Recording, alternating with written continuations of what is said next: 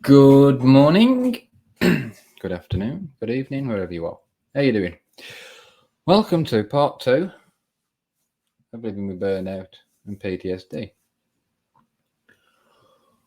In part 1, I went into detail about how I got burnout and PTSD from my first business as a haulier to then losing that because of burnout, relationship losses, just other personal crap that happened in my life, that the stress built up till I was a burnt out wreck. You just wash my hair and that's falling all over the place. Yes, I know I need a haircut. Anyway, the PTSD, as I mentioned in part 1, came from a lot of traumatic incidents that happened. And again, trauma and stress are the same thing. But trauma seems to have a different sort of, I don't want to say end game because it's not, as I'm going to show you it's not, or tell you it's not. But when we get PTSD, the trauma just takes over, and it's that image in your head that's stuck. But anyway, so I was walking the streets trying to get mugged, trying to get into a fight every 2 minutes. I'd never start trouble, but if it was to find me, I'd gladly accommodate it. When I was out driving, any chance for a bit of road rage, I was there. I was angry. I was angry at this thing that was growing in my mind, in my head. I thought, I was protecting my family and loved ones from this monster by hiding away, not doing social activities. And if I did, I'd end up just sitting in the corner, sat on my phone. And in my head, I was just keeping this miserable bastard that I was away. Obviously, they saw it as I was a miserable bastard and didn't want to join in or didn't like the family and all that. And that just wasn't true. But the things that go through your mind at that time, the things that you think are rational thoughts, when you've made the changes and you've got through this bit, you look back and you think, it was a bit silly, wasn't it? Now, there was times where I've pulled into service stations or lay-bys. I'm just sat there looking at the back of a lorry, thinking, shall I just put the accelerator down, go straight through it? Obviously, you don't think of people around you, but when you do, again, it's a different mindset. It's not of, oh, how sad are they going to be when you're gone? It was more, they'll be able to live their lives because I'm not bringing anything to them. I'm not creating happiness. I'm making everybody miserable. So without me, they can move on with their lives. They can be happy.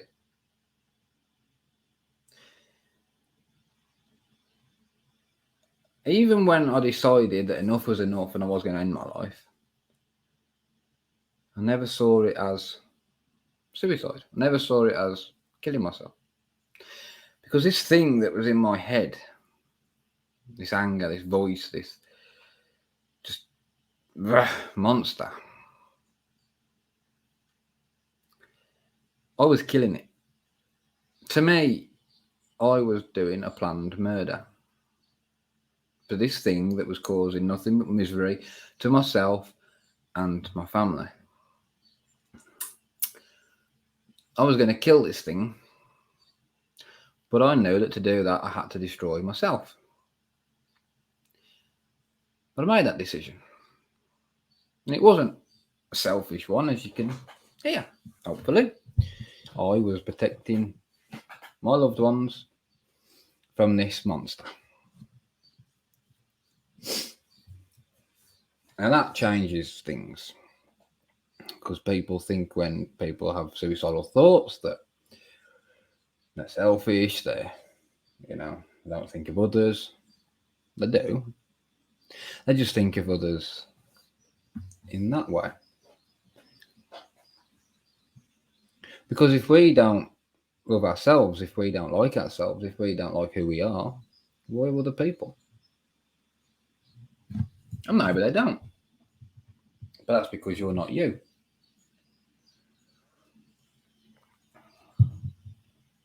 And when we got burnout, we're in survival mode. We're in our primitive mode. We're in a fight, flight, freeze mode constantly. Everything's a danger to our mind. And the cycle needs breaking. My cycle was broke when I visited my auntie Christmas, that last Christmas. I was going to have in my family. And she gave me that card for the hypnotherapist. As I said in part 1, to this day, I do not know why I called him. But after visiting my auntie, I visited my cousin, and on the car park where she lived, I called him. Had a chat with him, and again, I don't even remember sort of what was said on the chat, really. I just told him I need help, this is what's happening, this is how I feel. I just connected with him, just clicked with him.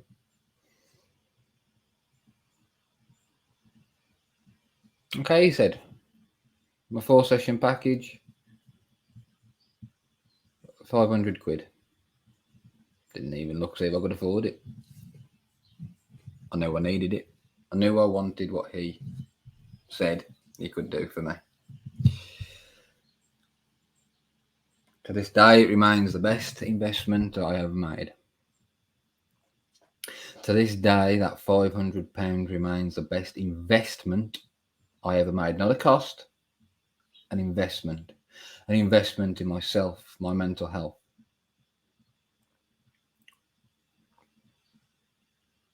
I wouldn't be here today if I didn't.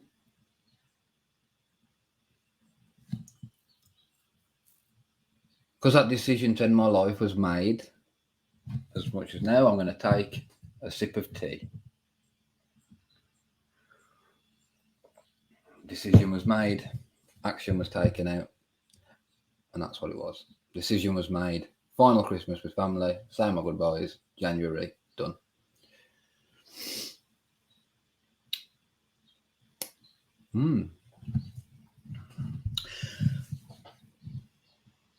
He was closing for Christmas. He was closing for his Christmas break.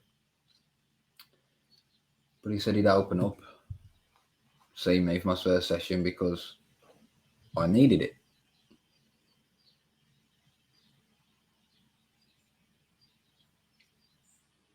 Went for my first session. I remember opening my eyes. Well, let's go back a little bit there. I sat in the room, filled out the form. I was talking about what I wanted to achieve and stuff like that. And I couldn't really think about what I wanted to achieve. All I said was I want to get back to being me. So I remember him telling me about how hypnosis works and all that. And I said, look, honestly, at this point, if you told me you were going to stick pins in my eyes, I'd let you. If you said it was going to help. That's how low I was. And anybody who knows me knows that you cannot get anything by my eyes. Just ask the people at the hospital who have to do my eye drops for when I have my eyes tested for diabetes.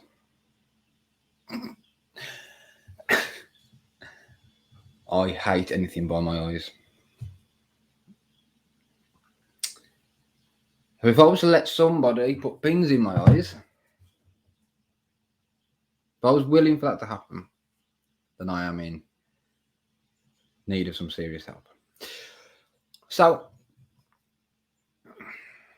we had a laugh, we had a joke, we had a chat, sat in his chair, off I went into hypnosis. And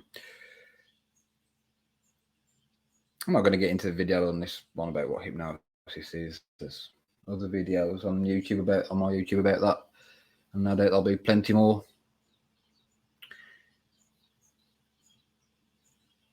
But when he brought me back round out of my eyes,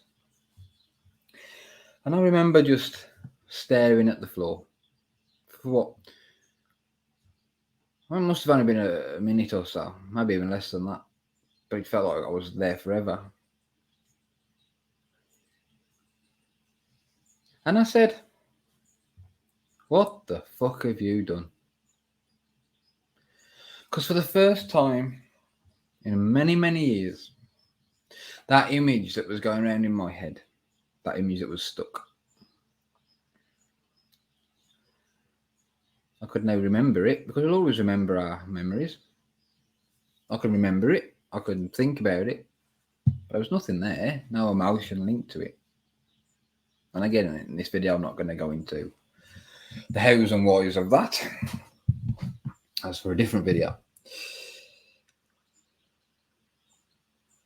When I came round and I was talking to him, he was just sat there quiet for a bit, and I started talking to him. Started crying.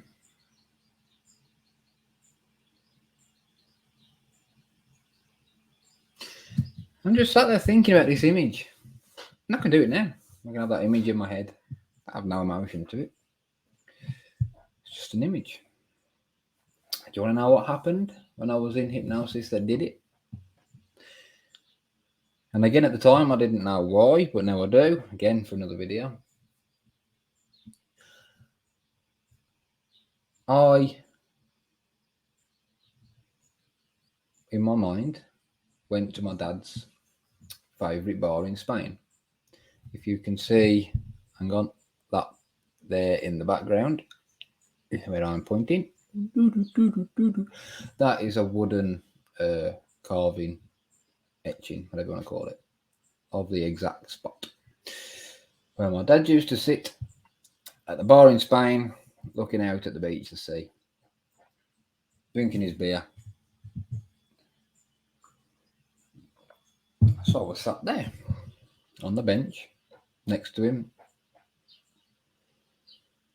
and he said, just let it go. There's nothing you could have done.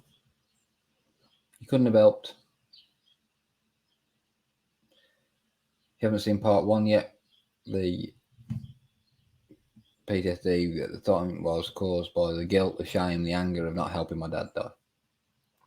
So there I am, sat next to my dad on a bench in Spain. And he's telling me to forget about it. There's nothing that could have been done. The weight that lifted off me, like that, just went.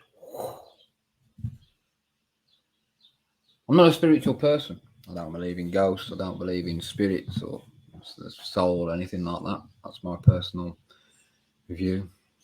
I knew it was imagination. I knew I wasn't sitting next to my dad's spirit or ghost. I knew I was in a chair, in a room, in a therapist's office.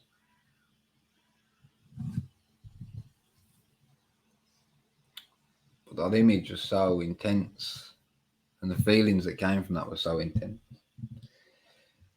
And my dad took that pain, shame, and guilt and anger away.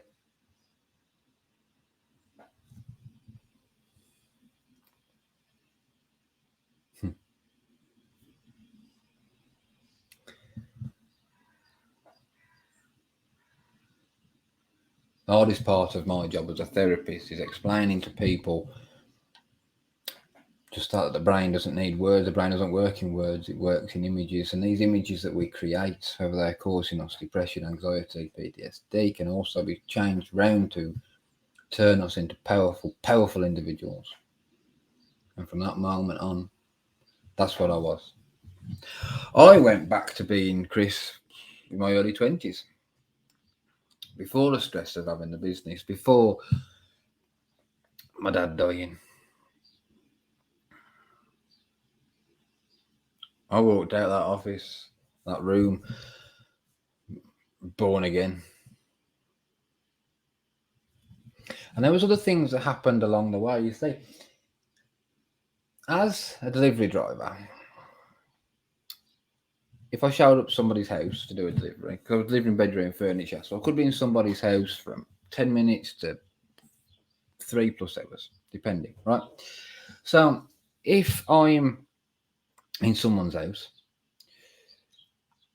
and it's a female on her own, I need her to like and trust me like that. As soon as she opens the door. For that, you have to have confidence. You have to have manners, customer service. And as miserable and as hate-filled and as angry as I was, I'm also professional. So that what I called bullshit confidence came out. Morning, love, how you doing? You right? Got your bedroom here for you. Where's it going? Right, I'll stick this in here then. You go and put the kettle on. And all of that. Make them laugh, make them smile. Make them like you. Get them to trust you. Because for the next hour or so, I'm going to be in the house and I don't want people to be uncomfortable.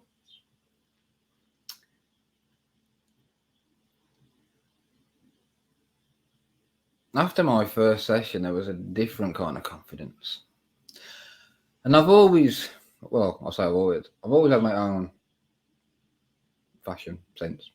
I like 1950s fashions, 80s fashions, 70s fashions, and I just dress as I want. People don't like it, tough shit. But didn't think that then. This was sort of like a costume to the person I wanted to be. Well, now I am this person. And I noticed one day I was walking around the shop, and before I was always worried that people were looking at me and judging me for what I wore and having these thoughts about me. I got to a checkout, and all of a sudden it dawned on me I walked around this entire shop and now I'm at the checkout and I could not give a shit if people like me or not. I felt good in what I'm wearing. I feel confident. I was like, wow, I haven't felt that for many years.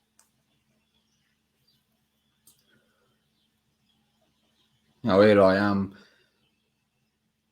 I think I was wearing my suit at the time, or got my cowboy boots on. But either way, it'd have been something that was not normal in today's age. Went back from our other sessions because I paid for it on this program. And by the end of that fourth session, I was ready to, start a new life. Nothing changes if nothing changes. That's what I tell my clients. That's what he told me. So I had to make changes. One of them being the job that was physically and mentally killing me off. But I've got a house, I've got a mortgage to pay.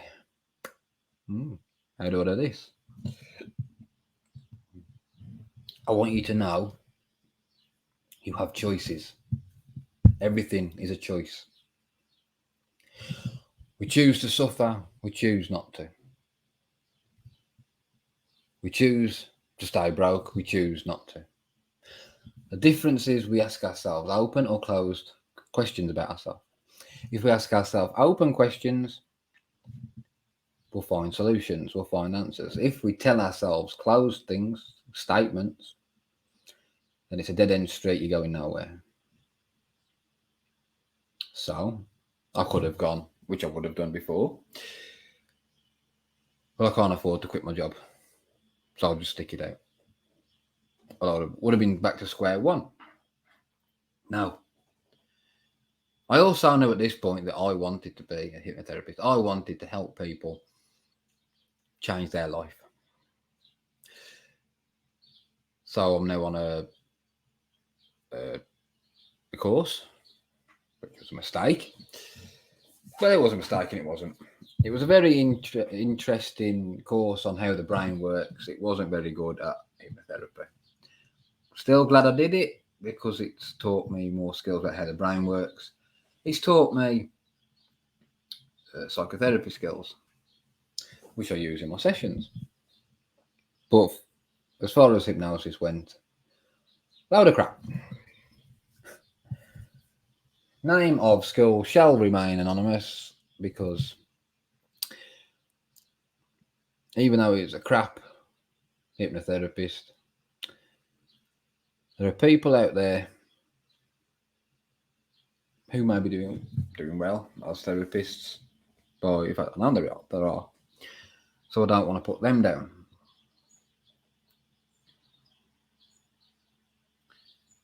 But I digress.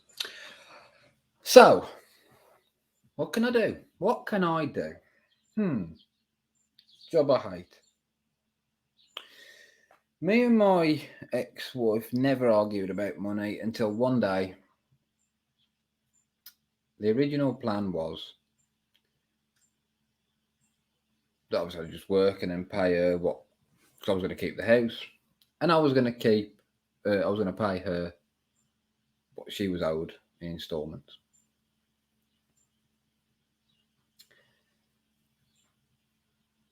Would have been a few years, but that was the agreement. When we broke up, we remained friends. In fact, we was probably closer as friends as we ever was when we was married.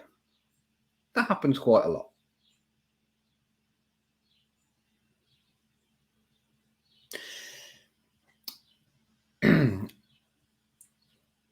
I remember being on the phone to her because she wanted to do things. She'd moved away.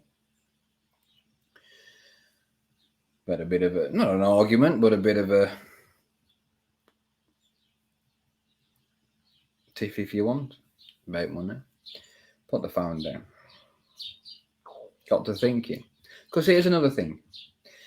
Someone can give you the best advice in the world. Your brain will reject it. It will reject it there and then, because usually that advice means a sudden change, and our brain doesn't like a sudden change.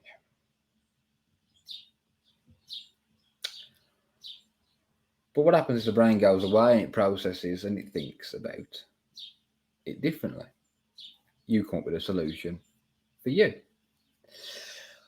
I wanted to do the house up, but I couldn't get more money on the mortgage, not enough that I wanted. Okay, that's not going to work. What can I do?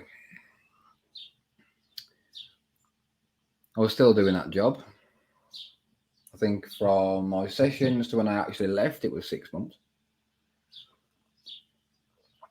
But it was 6 months with a different attitude. I knew I was leaving. I just needed something to happen. That happened one Friday afternoon. I was doing a job, I was doing delivery, and I remember this well. Come down the stairs of this house, out the front door, jumped on the back of the van. All of a sudden, my brain went, that's it, we're done. Now, I've said this now end of times. I'm quitting. I'm going to leave this fucking job. Sod this. I ain't coming back Monday. But whatever this switch was that went off in my brain that day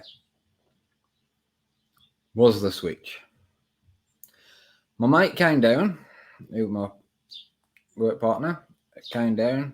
I went, I'm done. Now, he's heard this 100 million times. He's heard this every bloody day. Every time we got flats in London, he's heard me walking up the flats going, I'm done, I'm quitting, I'll give up. But even he knew a change had happened. There was no, I've heard that. He knew this time I meant it. I was done. Money, where the money was going to come from, could not care less. I'm done. I also knew if I didn't sort this job out,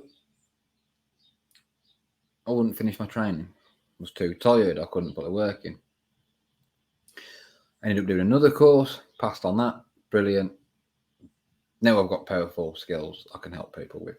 Not like that other crap I was doing before.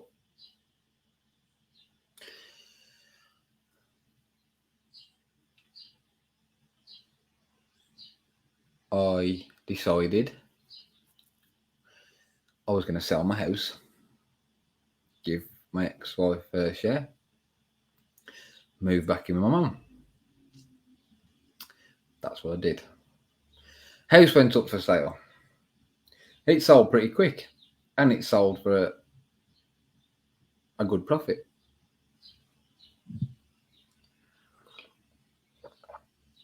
But challenges get in the way. New challenges get in the way. And from the moment it sold to when I got the money, it was about 6 or 8 months, something like that. By that time, I'd used all my savings, my mum's savings. I was maxed out my credit cards. I was in debt. Now, if this had fell through, oh, but I never thought about it. I knew it was there as a danger. This house falls through. I am knackered financially, but it never stopped me. I kept thinking of solutions. Okay, so if this happens, what do I do? If this happens, what do I do?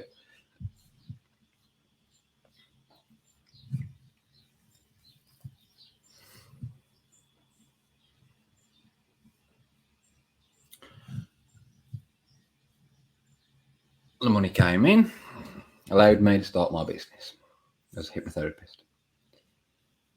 New challenges come up, things that I didn't even think about because I just wanted to hypnotize people and make them feel better, let them move on with their life, let them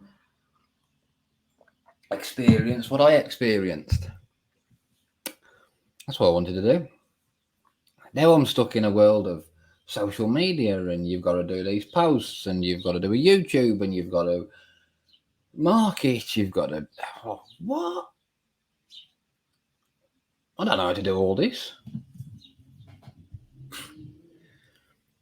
If you go on my website, mindsetSFT.com, and I'm going to leave it on as a video, very first video I did of me introducing myself, what I do, and all of that. I had sessions off a performance coach, and he looked at it and he says, "You look like a weatherman that doesn't know how to use a green screen."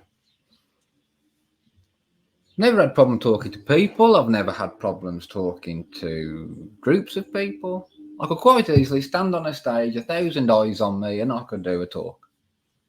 Even at my own wedding, didn't even do a speech. I just stood up, everyone looking at me, did my speech, made up, off the cuff. I've always been able to do that. When I've had networking events, I can pick up what's going on in the room, the conversations that are happening. And when I stand up, take a deep breath, and my brain creates something that's linked with what's been going on in the room.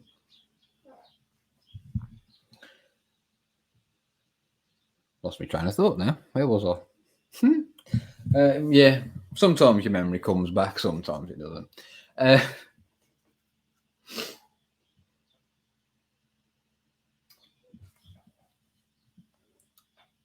So, I've now started this business. I've got to do all this. I'm now on getting this coach to do it. That's what it was. Seen this business, not business coach. I was on I'm on a Facebook page with this business coach, and I'm learning these things, and I get this performance coach to help me. So we've been doing these sessions, and brilliant. Okay, feel much more confident now in front of the camera. I'm, if people like what I produce, brilliant. If they don't, and I'm not here to please everybody.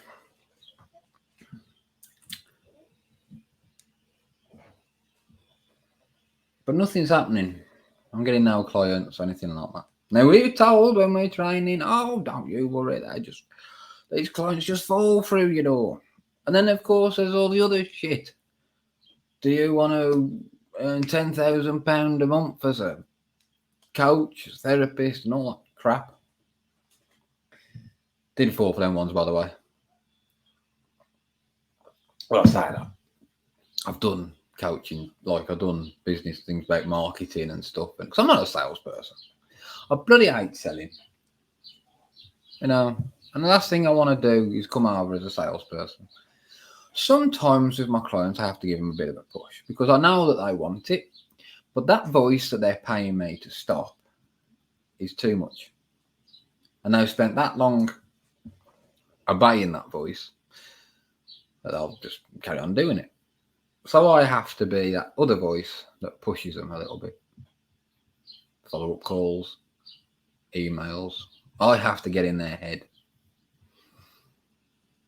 But I do it in a way that's not push, it's not salesy, because we've done our strategy call.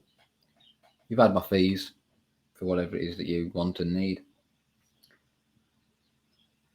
Now we've got to get over that anxiety and buyer's guilt and other crap that's in the way. Once we've done that, and you're in my, when I'm sat in front of you, online or in your house or whatever,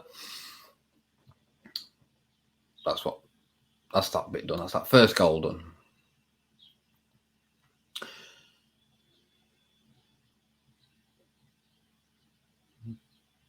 I really didn't want to sound salesy. That was my main thing. And I believe I've done that now. Worked out a way that works for me. We can only learn by failure. So all these failed attempts, getting clients, I learn from.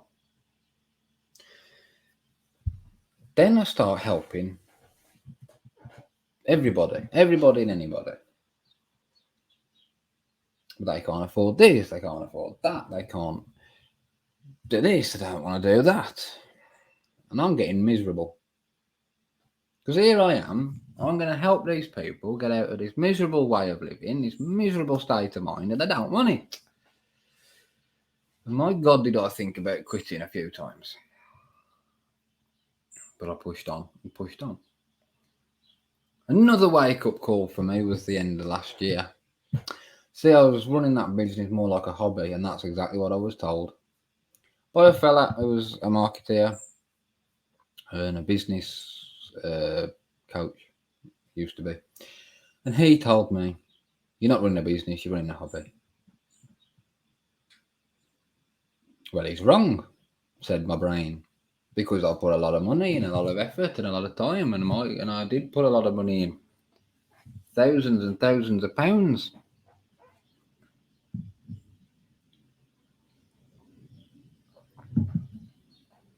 Then something clicked in my brain again.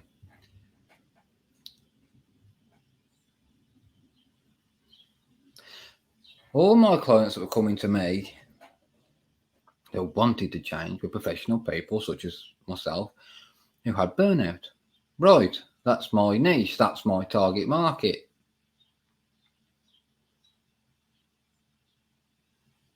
And that's who I help, professional people and business owners through burnout.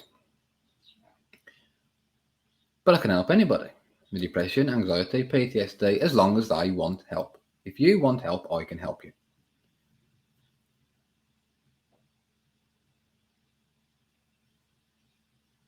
Even at the worst bit, when money's low, when even now, all my money now is being invested in SEO and other marketing and for people to do things that I don't understand. It's not making me money right now. In fact, it's emptying my bank account at a rate of knots. But in the long run, as a business, I will make money. If I can make money with my successful business, I can put myself out there to a wider thing. And my original plan of changing people's mindset on mental health, my dream is to have places set up where people can go and get their mental health sorted just like they can go and get their hair cut or the nails done or a tan done. I'd love to see the day when people just go, okay, things have got a bit much now. Popping down to whatever my thing is. And that's what they do. I'd love to see that.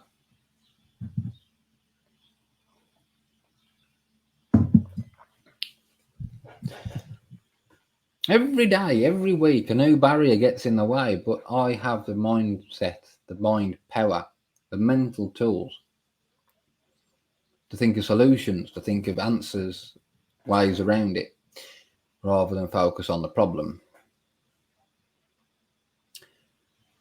And that's what I teach my clients to do.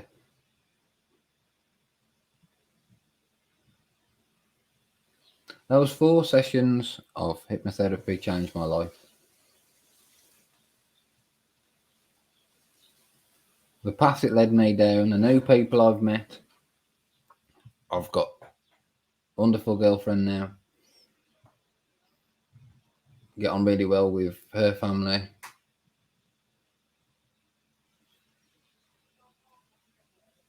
There's people who were in my life who are no longer in my life, and that's fine.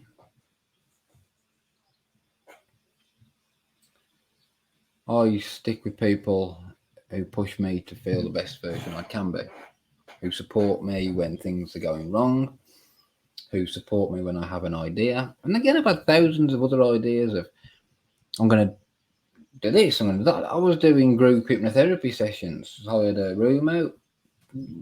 No one was interested. Didn't get anybody. I was barely just, some weeks I weren't even covering the cost of the room. It failed. Okay, let's learn from that. So I packed that in, did something else.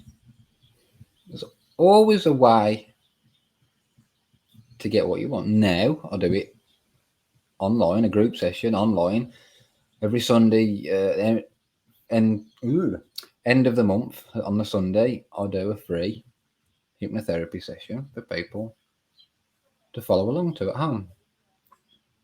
I have a free audio you can download for better sleep to help the process when we're sleeping. I give.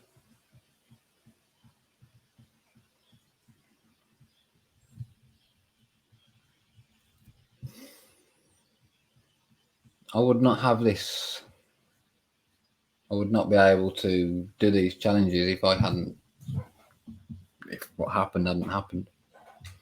And I look back now at those years, those mid to late 20s, the time I wasted. I'll never get back. It's gone.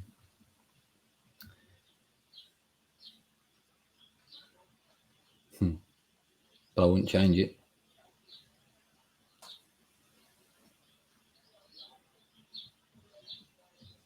I have my big goals set. I have my little goals set. I have my little steps to achieve the big goals. And even if things get in my way, and they will, barriers will come up, whatever else, I'll get round them. I'll get through them.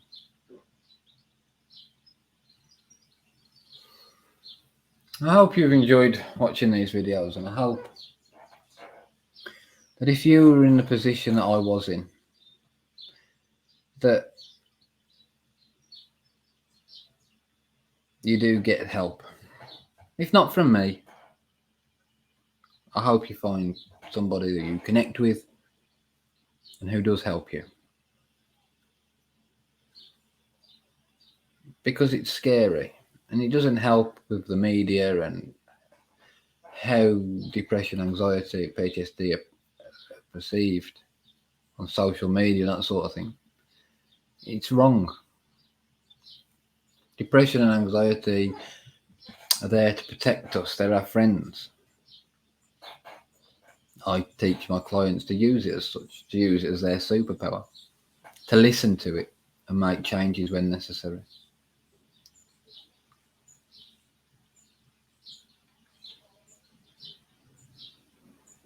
I hope you've enjoyed these couple of videos. I've enjoyed telling you my story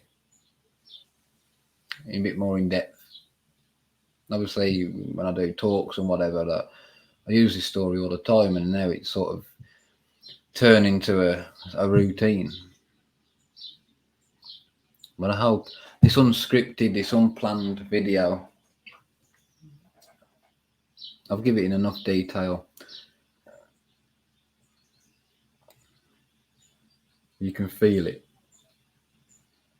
And if it inspires you to make a change, brilliant. If it inspires you to get help, brilliant.